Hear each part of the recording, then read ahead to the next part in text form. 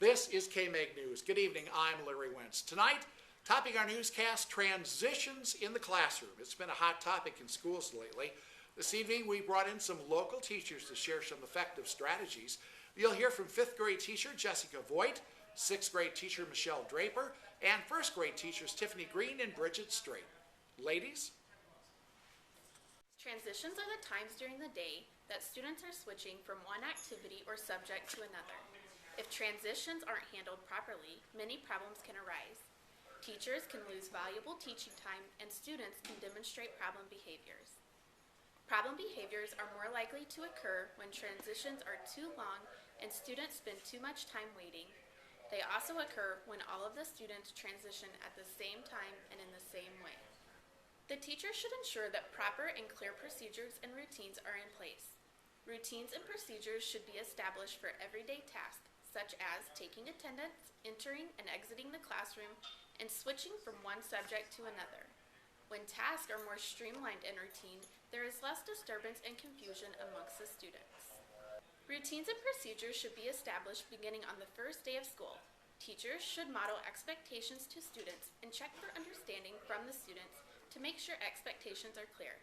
It is important to post daily and weekly schedules and let students know of any changes ahead of time. Practicing routines and expectations with students can enhance students' ability to properly carry out transitions. Teachers should always adhere to routines and procedures or problems can develop. The teachers and students should always be prepared for each new lesson. Teachers should have lesson plans properly planned ahead of time. It is more effective to have all materials ready and in an easily accessible place. When a teacher is not prepared, it creates too much downtime, which can create chaos in the classroom. Once the teacher has lost control, not only is valuable teaching time lost because of lack of preparation, but also because he or she has to refocus the students. During lessons, if students are required to move around the room, transitions can be made smoother if the arrangement of the room is designed to facilitate the flow of students. When walkways are not clear and the room is arranged in a way that is not user-friendly, transitions can be very disruptive. Pods are an ideal classroom setup and allow the flow of transitions to cause minimum disruptions during lessons. You should make sure walkways are clear and a sleek arrangement is in place. Everyone meet me at the rug.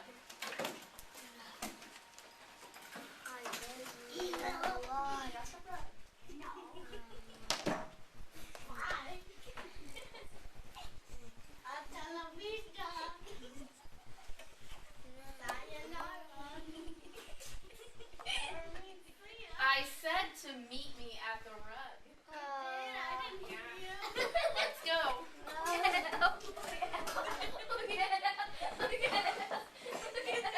Wait. Hurry, go. Oh my.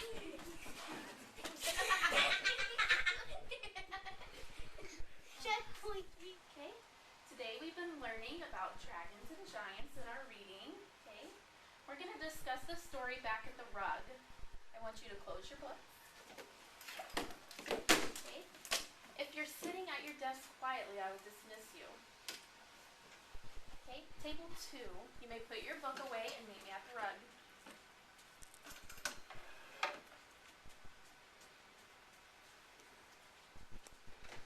Okay, table 1, put your books away and meet me at the rug. Good job. Very nice. And table 3, you may put your books away and meet me back at the rug, please.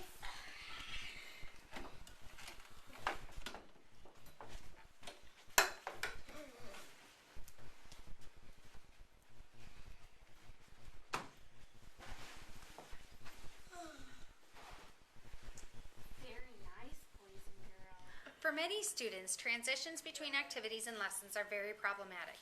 When transitions are poor, it just opens the door for behavior issues. Research shows that more efficient transitions can be effected if you are alert to helping students who are between activities. Students can have a difficult time transitioning if any of these following may occur in the classroom. Students need to focus upon and comprehend the teacher's directions. If the directions are vague, the students will have a hard problem understanding what is expected. Distractions created by movement and behaviors of other peers around them, the coordination of materials during cleanup or preparation of the work area. Playing songs and singing songs is a great way to transition effectively. When students hear the teacher singing or the transition song play, they will know it's time to move. By giving students cues that they know ahead of time, the students will hear those cues and they will move according to the directions of the teacher. It is important for a teacher to explain the rules so there are no surprises for the students. Once the students are familiar with the transition song, they will know by the end of the song that all materials must be put away and they are ready to start the next subject. Yes. Eat it once. Eat it twice. Lemonade, crunchy, yes. Eat it once. Eat it twice. Spinning around, touch the ground. Kick it over and it's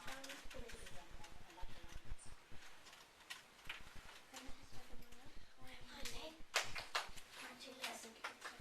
Eat it once.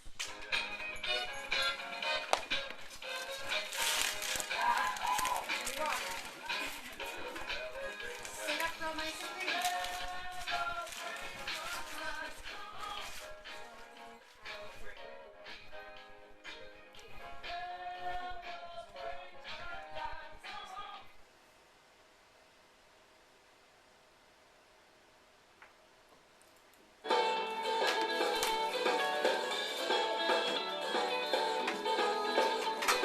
Okay, children, single file, one straight line, one straight line. Show me you ready, one straight line. Here we go, here we go. We're gonna line up for assembly. We're gonna line up the plates. We're gonna line up the lunch. We're gonna get it right today. We're gonna... Signals are tools that can be used in the classroom to help transitions run smoothly. Signals send a message to students that they need to finish up what they are working on. Teachers need to be specific about how students are to transition between activities and to never assume that the students know. The teacher should model expectations and allow students to practice them. Teachers need to be organized and have their transition materials set up before time. Some examples of signals are playing music, flashing lights on and off, clapping a rhythm, chanting a creative chant, using a bell, whistle, or tambourine, and using the Give Me 5 strategy. A neat idea on how to use music as a transition in your classroom involves using your smartboard. You can set up your smartboard so there's an activity where there are buttons for each transition. When the button is pushed, a song clip will play. You can have a student DJ each day to push the buttons. Songs are good to use for cleaning up time and moving to the floor. During out-of-the-classroom transitions, it is helpful for the teacher to escort the class to and from art, PE, recess, and other activities. A teacher should use a relaxation signal such as flashing the lights, reading, or singing to help calm the students down after lunch or recess. The teacher can also assign transition buddies. Or Puppy. Instead of Kitty, the only thing Puppy has to play with are... Turn to your neighbor and discuss what you think Puppy has to play with besides the kitty. You're not...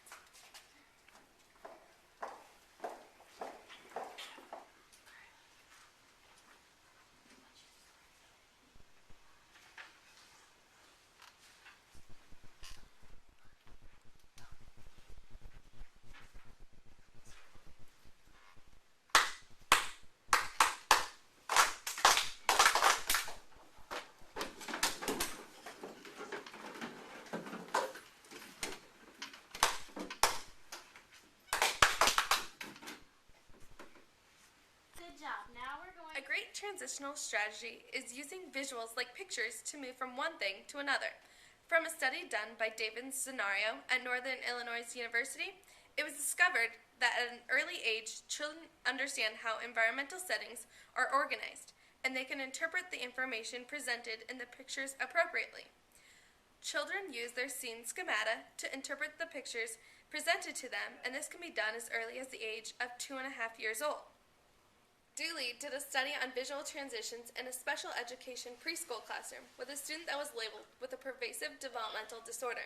This student often had tantrums and aggression, and teacher-prompted transitions, but after 3 short days, his compliance with the transition cues had increased dramatically, and his problem behaviors had been reduced to near 0 levels, and he remained stable the rest of the school year. By adding in visuals into transition cues, the student was able to know what was expected of him and what the situation would look like during the transition. According to David Hurley, the brain as a structure is capable of absorbing 36,000 visual images in every hour. Research approximates that between 80 and 90% of the information received by the brain is through visual means. Conscious Teaching has written an entire book on this concept of using pictures in the classroom. The book, Picture This, Visuals and Rubrics to Teach Procedures, Save Your Voice, and Love Your Students by Rick Smith, Grace Dearborn, and Mary Lambert claims that whenever rubrics and visuals are used in the classroom for teaching procedures, the level of excitement in the room skyrockets. Educators can suddenly see a clear roadmap for teaching procedures, simple ways to save their voices, stop confronting their students, and do what needs to be done in a fun and efficient way. Let's see how you can use visuals in your classroom to help with transitions by watching the strategy used in an actual classroom. 5:30. Yes. He sets his lunch break at 5:30.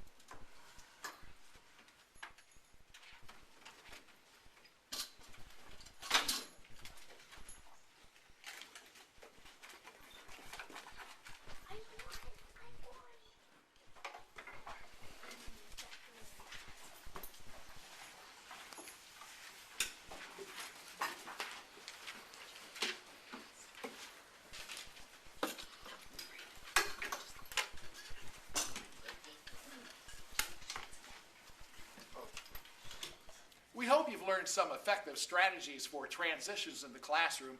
Thanks for joining us, and have a good night.